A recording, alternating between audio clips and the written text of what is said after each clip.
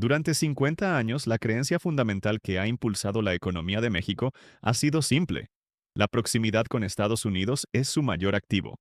La mayoría piensa que esta es una verdad inmutable, grabada en piedra por la geografía y la historia. La realidad es que esa era ha terminado. Esa proximidad se ha convertido en su mayor vulnerabilidad. He gestionado miles de millones de dólares a través de más de media docena de crisis globales, desde la crisis de la deuda latinoamericana en los 80 hasta el colapso de 2008 y la pandemia. En mis 50 años en los mercados, he visto este patrón repetirse una y otra vez.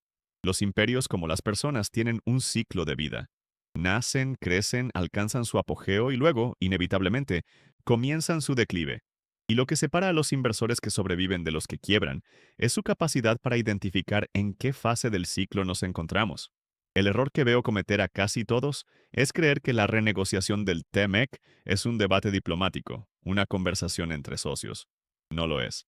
Es el mecanismo de un imperio en una fase tardía de su ciclo, un imperio sobrecargado de deudas e internamente fracturado, que utiliza las herramientas a su disposición para repatriar riqueza a costa de sus vecinos. No se trata de política, se trata de matemáticas y de historia. La economía funciona como una máquina. Sus engranajes son los ciclos de deuda, la productividad y la naturaleza humana. Cuando la máquina de un imperio acumula una deuda que supera con creces su producción, como ocurre hoy en Estados Unidos, solo tiene unas pocas opciones, y ninguna de ellas es buena para sus socios comerciales más dependientes. Puede imprimir dinero, devaluando su moneda y exportando inflación. Puede reestructurar sus cadenas de suministro para favorecer la producción nacional, incluso si es menos eficiente. O puede cambiar las reglas del comercio para que la balanza se incline a su favor. Está haciendo las tres cosas a la vez. La mayoría de la gente mira los titulares y ve discusiones sobre aranceles o reglas de origen. Yo veo los engranajes de una máquina imperial que intenta desesperadamente mantenerse en funcionamiento. No es sobre la amistad entre naciones, es sobre la supervivencia económica de un sistema que ha llegado a sus límites. En 2008, el mundo aprendió una lección dolorosa sobre la correlación. Descubrimos que cuando el sistema central falla, todo lo que está conectado a él falla también. Creer que México puede prosperar indefinidamente mientras su principal socio comercial y financiero entra en una fase de declive es ignorar el principio más fundamental del riesgo. Puedes tener un crecimiento rápido y apalancado en una sola potencia, o puedes tener resiliencia a largo plazo, pero no puedes tener ambos. El universo no lo permite cuando los ciclos cambian. El problema no es técnico, es psicológico. Es el sesgo de normalidad, la creencia de que el futuro se parecerá al pasado reciente. Durante décadas, apostar por la integración con Estados Unidos fue la estrategia correcta, pero los principios que te hicieron exitoso en una fase del ciclo son los que te llevarán a la ruina en la siguiente. Lo que te voy a enseñar no es una estrategia para predecir el próximo movimiento político. Es algo mucho más profundo. Es un principio que llamo soberanía financiera. Se trata de cómo construir un patrimonio a prueba de fronteras, anclado en la economía real y productiva de tu propio entorno, y diversificado de una manera radicalmente inteligente para que no dependa de las decisiones tomadas en una capital extranjera. No se trata de ser antiestadounidense, se trata de ser pro-realidad. Se trata de entender la máquina, aceptar sus reglas y construir tu propio sistema para que funcione bajo cualquier condición, no solo bajo las condiciones ideales del pasado. Para entender cómo construir esta soberanía, primero debemos aceptar estos principios fundamentales.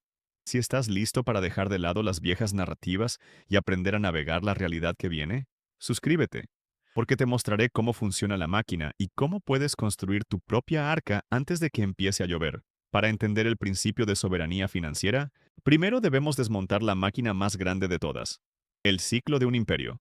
La economía global no es una colección aleatoria de eventos, es un sistema, una máquina con engranajes que giran en ciclos predecibles. He pasado mi vida estudiando estos ciclos, desde el Imperio Romano hasta el británico, y lo que he aprendido es que siguen un patrón que Estados Unidos está siguiendo al pie de la letra. Lo que separa a los inversores que sobreviven de los que quiebran es su habilidad para reconocer en qué parte del ciclo nos encontramos, no su habilidad para predecir el próximo titular. La mayoría de la gente mira las noticias y ve política, ve personalidades, ve debates. La realidad es que están viendo los síntomas, no la enfermedad. La enfermedad subyacente de un imperio en su fase tardía siempre tiene tres componentes críticos. Primero, una carga de deuda insostenible. Cuando las deudas de un país crecen mucho más rápido que sus ingresos, como ha ocurrido en Estados Unidos, donde la deuda federal supera el 120% de su PIB, la máquina empieza a fallar. Para pagar esa deuda, el Banco Central tiene que imprimir dinero. No hay otra opción. Esto devalúa la moneda y, en esencia, exporta inflación al resto del mundo, especialmente a los países que usan su moneda como reserva o tienen sus economías ancladas a ella. México está en la primera fila para recibir este impacto. Segundo, un conflicto interno extremo. La brecha entre ricos y pobres se ensancha a niveles peligrosos. La sociedad se polariza. La gente deja de creer en el sistema. Esto no es un debate filosófico, es una variable económica. Un país dividido es un país inestable, y un país inestable toma decisiones desesperadas y a corto plazo. La renegociación del TEMEC no es el producto de una estrategia económica a largo plazo. Es el resultado de la presión política interna de un imperio que siente que está perdiendo el control. No es sobre comercio justo, es sobre aplacar a una base electoral descontenta. Tercero, el ascenso de una potencia rival. La historia no deja lugar a dudas. Cuando un imperio establecido se enfrenta a un competidor en ascenso, como Estados Unidos se enfrenta a China, el conflicto es casi inevitable. Este conflicto no tiene por qué ser militar. A menudo es económico. Estados Unidos está en una guerra económica y necesita consolidar su esfera de influencia. México, por su geografía, es la pieza más importante de esa esfera. La mayoría piensa que esto le da a México poder de negociación. La realidad es que lo convierte en un peón indispensable, pero también sacrificable. Un imperio en esta fase no puede permitirse tener un vecino próspero e independiente. Necesita un vecino dependiente y alineado. El TMEC es el contrato que asegura esa dependencia. Lo que te estoy describiendo no es una opinión. Son los mismos indicadores que señalaron el declive del Imperio Británico, después de la Segunda Guerra Mundial y del Imperio Holandés, antes que él. La máquina funciona de la misma manera. Entender esto es el primer paso hacia la soberanía financiera, porque te permite dejar de reaccionar al ruido y empezar a posicionarte según la verdadera dirección de los engranajes. El segundo principio fundamental es entender la diferencia entre la diversificación real y la ilusión de la diversificación. En mis 50 años en los mercados, he visto a más gente quebrar por este malentendido que por cualquier otro error técnico. La mayoría de los inversores en México creen que están diversificados si poseen acciones de la Bolsa Mexicana de Valores, bienes raíces en diferentes ciudades y quizás algunos bonos del gobierno. Creen que tienen una cesta de huevos variada. La realidad es que solo tienen una cesta, y esa cesta la está cargando la economía estadounidense. Piénsalo como un sistema. En 2008, los bancos de inversión creían estar perfectamente diversificados. Tenían paquetes de hipotecas de California, de Florida, de Ohio. Parecían activos distintos, pero todos estaban correlacionados a un solo factor: la capacidad del propietario estadounidense promedio para pagar su casa. Cuando ese factor falló, todo el sistema se derrumbó simultáneamente. No era una diversificación real, era una concentración de riesgo disfrazada. La economía mexicana opera bajo un principio similar. ¿De qué dependen las acciones de las grandes empresas mexicanas? En gran medida de las exportaciones a Estados Unidos, que representan cerca del 80% del total. ¿De qué depende el mercado inmobiliario en zonas turísticas o en la frontera? Del gasto de los turistas y de los ciudadanos estadounidenses. ¿De qué depende una parte significativa del consumo interno? De los más de 50,000 millones de dólares en remesas que se envían desde Estados Unidos cada año. No importa si inviertes en Cemex, en un apartamento en Cancún o en un negocio local que vende a consumidores. Todos tus activos están, en última instancia, atados al mismo motor: la salud del consumidor y la industria de Estados Unidos. Cuando ese motor empiece a fallar debido a su ciclo de deuda y a sus problemas internos, todos estos activos, que parecían no estar relacionados, caerán juntos. No es sobre tener diferentes tipos de activos, es sobre tener activos impulsados por diferentes motores económicos.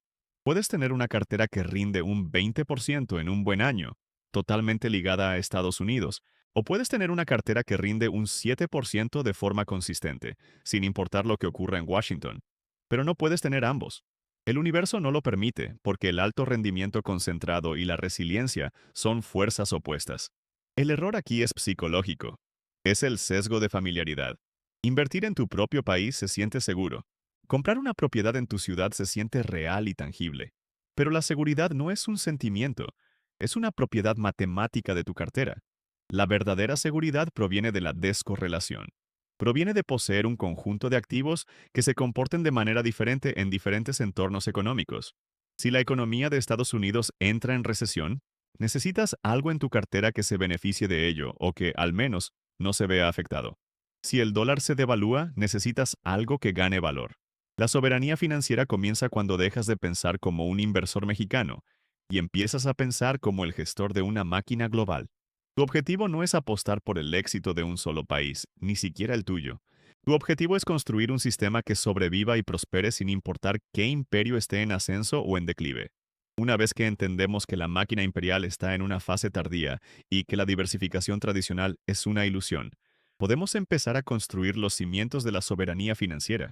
Esto no es una estrategia de inversión, es una filosofía. Es la creación de un sistema personal que te aísle de los shocks políticos y económicos que no puedes controlar. El núcleo de este sistema es lo que llamo el Arca de Noé financiera. Un portafolio diseñado no para maximizar las ganancias en los buenos tiempos, sino para garantizar la supervivencia en cualquier clima. Gerencié miles de millones a través de múltiples crisis y aprendí que la preservación del capital es infinitamente más importante que la búsqueda de rendimientos espectaculares.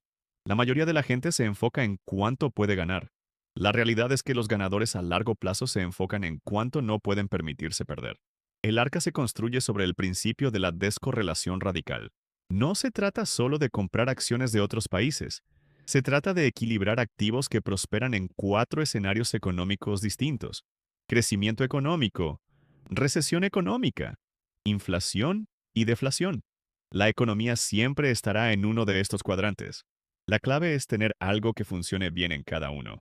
Una estructura simplificada de este sistema se vería así: un 30% en acciones globales, no solo de Estados Unidos, sino también de Europa y, crucialmente, de las economías asiáticas en ascenso. Estas acciones prosperan en épocas de crecimiento. Un 40% en bonos del tesoro a largo plazo de países solventes. Estos bonos son el contrapeso. Su valor suele aumentar durante las recesiones y las crisis, cuando los inversores huyen hacia la seguridad. Un 15% en bonos a medio plazo, que ofrecen estabilidad. Y aquí viene la parte crucial que la mayoría ignora. Un 5% en oro y un 5% en una cesta diversificada de materias primas. El oro es el único activo financiero que no es, al mismo tiempo, el pasivo de otra persona. Ha sido el depósito de valor por excelencia durante miles de años, especialmente cuando los gobiernos imprimen dinero sin control y la confianza en las monedas fiduciarias se erosiona, un escenario típico de la fase tardía de un ciclo de deuda. Las materias primas, por su parte, protegen contra la inflación inesperada. Este portafolio no está diseñado para superar al mercado cada año. Su propósito es generar un rendimiento modesto y estable a lo largo de las décadas, protegiéndote de los colapsos catastróficos. Es una máquina de supervivencia. El segundo pilar de la soberanía es anclar una porción de tu patrimonio en la economía real y local, pero de una manera específica, en negocios que satisfagan necesidades básicas y no dependan de las exportaciones o del capital extranjero. Pensemos en la producción de alimentos, la logística interna, los servicios de salud, la energía asequible. Estas son las arterias de la economía real de un país. Invertir en ellas, ya sea directamente o a través de fondos, crea una base que es mucho menos vulnerable a las decisiones tomadas en Washington o Pekín. No es sobre nacionalismo económico, es sobre la lógica de los sistemas. Un sistema que depende de un único cliente externo es frágil. Un sistema que sirve a millones de clientes internos con necesidades esenciales es robusto. Esto requiere un cambio de mentalidad. Debes dejar de ver tu patrimonio como un número en una pantalla que sube y baja con el S&P 500 y empezar a verlo como un sistema de engranajes interconectados. Algunos giran rápido en los buenos tiempos, otros giran lento pero seguro en los malos. Juntos mantienen la máquina en funcionamiento. Esa es la verdadera soberanía. No depender de la benevolencia de un imperio, sino de la solidez de tu propio sistema. Hablemos de la aplicación práctica. La teoría es inútil si no se convierte en un conjunto de acciones claras. Lo que separa a los inversores que sobreviven de los que quiebran no es la complejidad de sus estrategias, sino la robustez de sus principios y su disciplina para aplicarlos. La primera estrategia, el pilar de la soberanía financiera, es la construcción deliberada de tu arca de Noé financiera, el portafolio que te permitirá navegar cualquier tormenta económica. La mayoría de los inversores, especialmente en mercados emergentes, cometen un error fundamental. Construyen portafolios para el clima que están viendo por la ventana. Si la economía estadounidense está en auge, se llenan de acciones del S&P 500. Si el peso mexicano está fuerte, invierten en bonos locales. La realidad es que debes construir un portafolio para todas las estaciones a la vez, porque no tienes forma de saber cuándo cambiará el clima. Pensemos en la economía como una máquina con dos grandes palancas, el crecimiento económico y la inflación. Estas dos palancas pueden subir o bajar, creando cuatro posibles entornos. 1. Crecimiento con inflación al alza. 2. Crecimiento con inflación a la baja, el sueño dorado. 3. Recesión con inflación a la baja, deflacionaria. 4. Recesión con inflación al alza, estanflación. Tu portafolio debe tener motores que funcionen en cada uno de estos cuatro escenarios. No se trata de adivinar cuál viene, se trata de estar preparado para todos. Así es como se construye la máquina. 30% en acciones globales. Y cuando digo globales, no me refiero a un fondo que sigue al S&P 500. Me refiero a una verdadera diversificación global, con exposición a Europa, Japón y, de forma crucial, a las economías asiáticas que están en una fase temprana de su ciclo de deuda y productividad. Este motor funciona mejor en el escenario 2, de crecimiento con baja inflación. 40% en bonos del tesoro a largo plazo de países con monedas de reserva. Históricamente, esto ha significado bonos de Estados Unidos. Estos son tu principal seguro contra la catástrofe. En el escenario 3, una recesión deflacionaria como la de 2008, cuando todos buscan seguridad, los bancos centrales bajan las tasas de interés y el valor de estos bonos se dispara. Mientras tus acciones se desplomaban un 40% en 2008, los bonos a largo plazo subían más de un 20%. No es magia, es el funcionamiento de la máquina. La gente huye del riesgo hacia la seguridad. 15% en bonos a medio plazo, ligados a la inflación. Estos activos protegen tu poder adquisitivo en el escenario 4, la estanflación de los años 70, un entorno que destruyó a los inversores convencionales.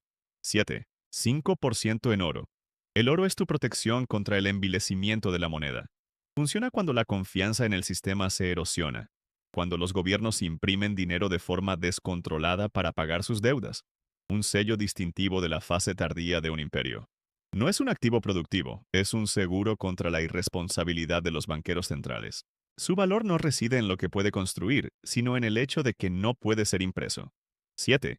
5% en una cesta diversificada de materias primas, commodities. Este es tu motor para el escenario 1, el crecimiento inflacionario. Cuando la economía global se acelera y la demanda de energía, metales y alimentos aumenta, estos activos prosperan. ¿Cómo implementar esto? No necesitas ser un genio financiero. Hoy en día puedes construir este portafolio con 5 o 6 ETFs de bajo costo. Un ETF que siga el índice MSCI World, uno de bonos del tesoro a largo plazo, uno de bonos ligados a la inflación, un ETF de oro y un ETF de commodities. El error que comete la mayoría es pensar que esta asignación es demasiado simple o demasiado conservadora. La realidad es que su poder no está en la búsqueda de rendimientos explosivos, sino en su equilibrio. Es una obra de ingeniería, no una apuesta de casino. Puedes tener la emoción de perseguir la próxima acción de moda, o puedes tener la tranquilidad de saber que tu patrimonio sobrevivirá a la próxima crisis. Pero no puedes tener ambos. El universo no lo permite. Este sistema te libera psicológicamente. Dejas de ser un espectador ansioso de las noticias y te conviertes en el supervisor de una máquina bien diseñada. Tu trabajo ya no es reaccionar, sino simplemente rebalancear tu cartera una vez al año para mantener las proporciones. Esa es la verdadera libertad. El segundo pilar de la soberanía financiera es más profundo y requiere un cambio de perspectiva radical. Consiste en anclar una parte significativa de tu patrimonio, digamos entre un 20% y un 40%, en la economía real y productiva de México, pero de una manera deliberadamente desvinculada del ciclo del imperio estadounidense. He gestionado miles de millones a través de crisis, y he aprendido que el patrimonio más resiliente es aquel que combina la liquidez y diversificación global del Arca de Noé, con la solidez de activos productivos locales que satisfacen necesidades humanas fundamentales. La mayoría de la gente, cuando piensa en invertir en México, piensa en las grandes empresas que cotizan en la bolsa, en bienes raíces en zonas turísticas o en la industria manufacturera de exportación. La realidad es que todos estos son, en gran medida, apéndices de la economía estadounidense. Una fábrica en Monterrey que produce piezas para Ford no es una inversión mexicana soberana. Es una apuesta a la salud del consumidor de automóviles de Detroit. Un condominio en Tulum no es una apuesta a México. Es una apuesta al poder adquisitivo del turista de Nueva York. No es sobre geografía. Es sobre el cliente final. La verdadera soberanía financiera local consiste en invertir en la máquina interna del país. Se trata de identificar y poseer partes de los sistemas que seguirán funcionando y generando valor incluso si Estados Unidos entra en una década de estancamiento. ¿Qué son estos sistemas? Primero, la cadena de producción de alimentos para el consumo interno, desde tierras agrícolas hasta la logística y distribución de alimentos básicos. La gente necesita comer, independientemente de las políticas de la Reserva Federal. Segundo, la infraestructura esencial. No los grandes proyectos de exportación, sino los almacenes para la logística interna, las redes de energía asequible, los sistemas de agua y saneamiento. Estas son las venas y arterias de la economía real. Tercero, los servicios básicos, la atención médica asequible, la educación de calidad, la vivienda para la clase trabajadora. Estos sectores tienen una demanda estructural que no depende de las exportaciones. ¿Cómo se implementa esto? Para el inversor promedio, la entrada no es tan sencilla como comprar un ETF. Requiere más diligencia. Una vía es a través de fondos de capital privado especializados en estos sectores. Otra es la inversión directa en pequeñas y medianas empresas que tengan un modelo de negocio probado y que sirvan al mercado local. Una tercera opción, más accesible, es el sector inmobiliario, pero no el que aparece en las revistas. En lugar de un apartamento de lujo, piensa en una nave industrial alquilada a una empresa de logística de alimentos. En lugar de una casa en la playa, piensa en un pequeño edificio de apartamentos para trabajadores cerca de un centro industrial. El error que comete la mayoría es perseguir el glamour. Se sienten atraídos por la tecnología, el lujo o la exportación porque esas son las historias que se cuentan. La realidad es que la riqueza más duradera se construye en los sectores aburridos, que resuelven problemas reales para la gente real. Durante la crisis de la deuda latinoamericana en la década de 1980, las economías que dependían de las exportaciones y la financiación externa colapsaron. Pero las empresas que producían alimentos básicos, ropa y servicios para la población local, aunque sufrieron, sobrevivieron y sentaron las bases para la siguiente fase de crecimiento. La máquina interna, aunque menos espectacular, es mucho más robusta. Psicológicamente, esta estrategia te transforma. Dejas de ser un inversor pasivo, un punto de datos en la economía global, y te conviertes en un constructor. Sientes tu capital trabajando de una manera tangible, fortaleciendo tu propia comunidad y tu propio entorno. No hay mayor soberanía que esa.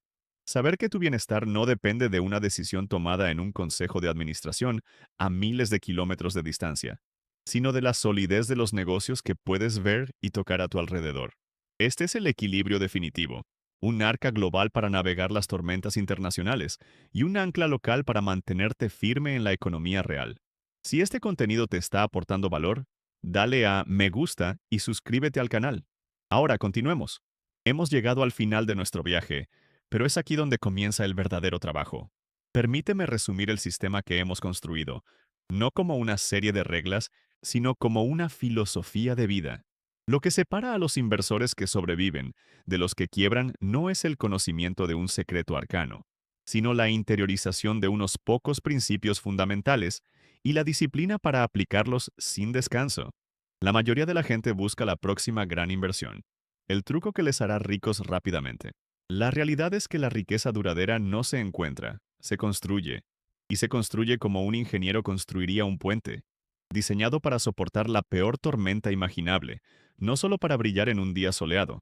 El plano de nuestra estructura, la arquitectura de la soberanía financiera, se sostiene sobre dos pilares innegociables. El primer pilar es el Arca de Noé global. Este es tu vehículo para navegar los mares turbulentos de la economía mundial. Está compuesto por una mezcla equilibrada de activos globales que prosperan en los cuatro posibles climas económicos: crecimiento, recesión, inflación y deflación, con un 30% en acciones globales, un 55% en bonos de alta calidad a diferentes plazos y un 15% en oro y materias primas. Creas una máquina financiera diseñada para la resiliencia, no para la velocidad. Su propósito no es hacerte rico en un año, sino asegurar que nunca te vuelvas pobre, sin importar qué imperio caiga o qué crisis se desate. El segundo pilar es el ancla local.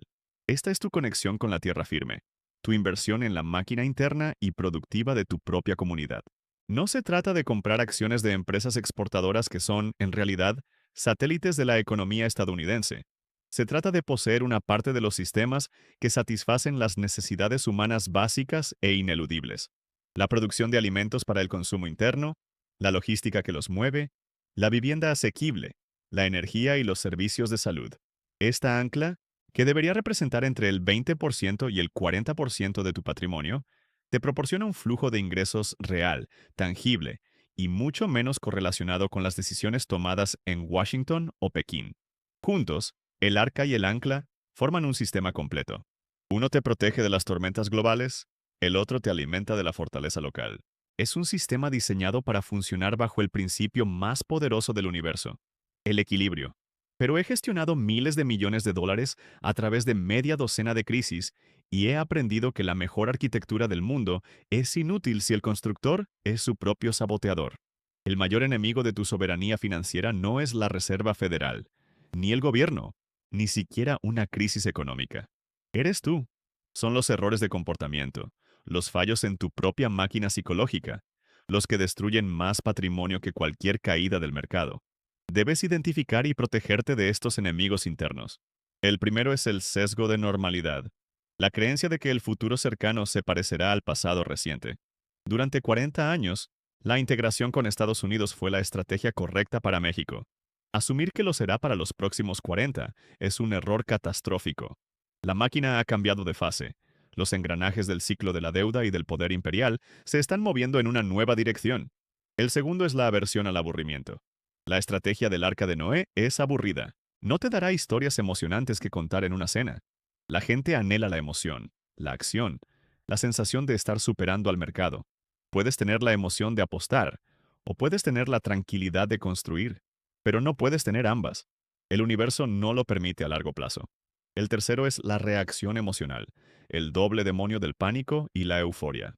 Vender cuando todos están en pánico y comprar cuando todos están eufóricos es el camino garantizado a la ruina.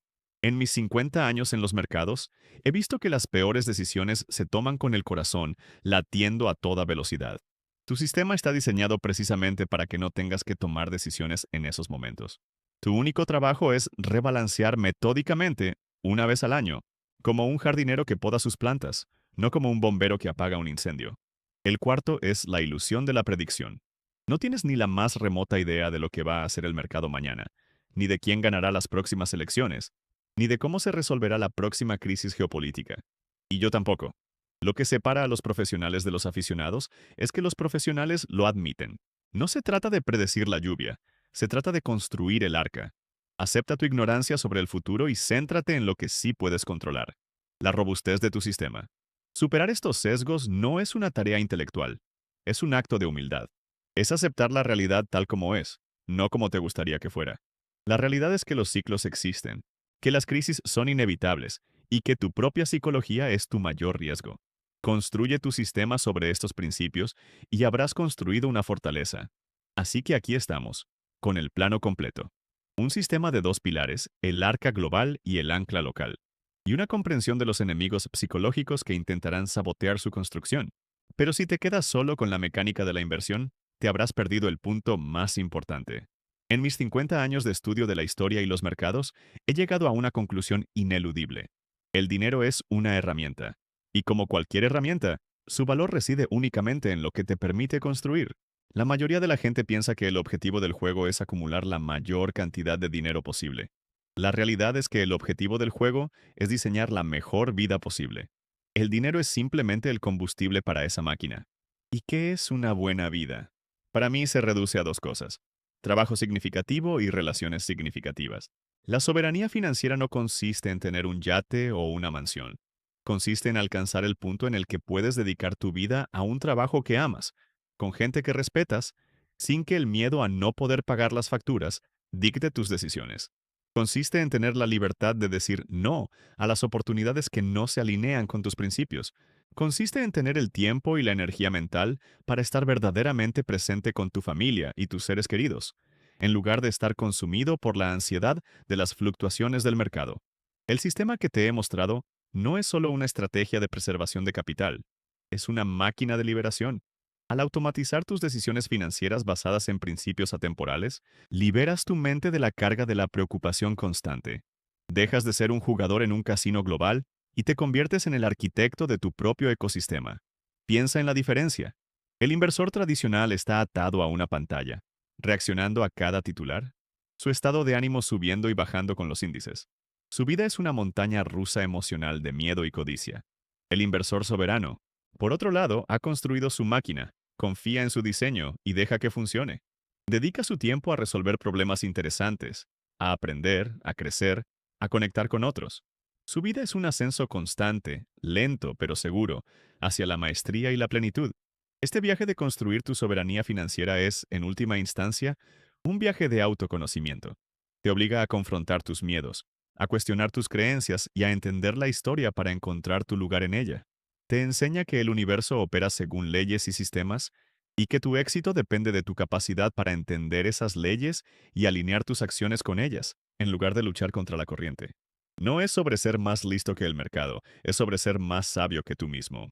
Es entender que la verdadera riqueza no se mide en pesos o dólares, sino en la calidad de tus decisiones, en la profundidad de tus relaciones y en la libertad que tienes para vivir de acuerdo con tus principios.